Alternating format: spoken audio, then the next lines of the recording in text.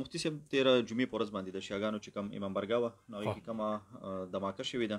ډېر کسان پکې هغه چې کوم جی هغه دماکې مونږه سخته غندنه کوو ډېر پې خفا شو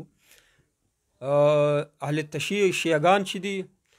چې هر څومره انسانان دي د هغې وجله خلکو دپاره په شریعت کې د دې جواز نشته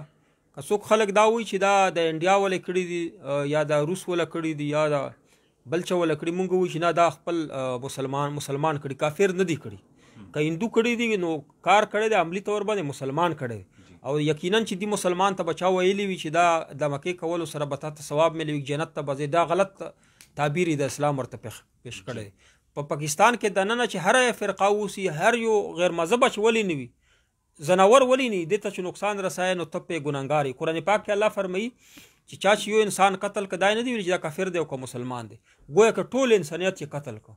نو که چا ورته دا تعبیر ورکړي دا معنا یې ورکړي چې د شیعاګانو وجل جایز دي تا ته به ثواب مې دا غلطه خبره ته به جهنم ته ځې جهنم کې لاندې طبقې ته به ځې چې تا د پاکستان بشندګانو ته نقصان رسایي داسې پرامن خلک وژنې په پاکستان کې څومره خلک ووځي که نه په هغې ته چې ته نقصان رسایي حتی چې ځناورو ته یې رسایي په دې ګناهګار نو مونږ د هغې خلکو غندنه هم کوو مذمت یې هم کوو او هغه علما کرام هغه خلک چې دا غلط سبق ورکوي خلکو ته چې دې وجلو کې ثواب دی او دا د وجلو کې ګناه دی او ثواب دا غلط تعبیر چې ورکوي دې علما کرامو ته خواست کوو چې صحیح قرآن زده کوي حدیث زده کوي سینه فراخه کوي غلط تعبیر او غلط خبره مه دا انډیا والا قطعا په خپله هندو نه دی خودکش نه کوي نو دا مسلمانانو د خلکو ذهن داسې جوړ کړی چې ته به جنت ته لاړ جنت ته قطعا نشي تللی چې یو پر امن عام انسان چې قتل کې مسلمان خو لرې خبره چې عام انسان قتل کې ته جنت ته نشي تللی ځان دې هم تباه کړ خلک ته تباه کړ الله پاک ته د خلکو ته هدایت وکړي او چې په پاکستان کې دماکي کې بدامني پیدا کوي یا الله چې هدایت ته ورته نه لیکلی نو په خپله کې سره یا الله تباه او برباد کړي لکه څنګه چې امریکا یوکراین روس ولا تباه دي ځینې خلک وایي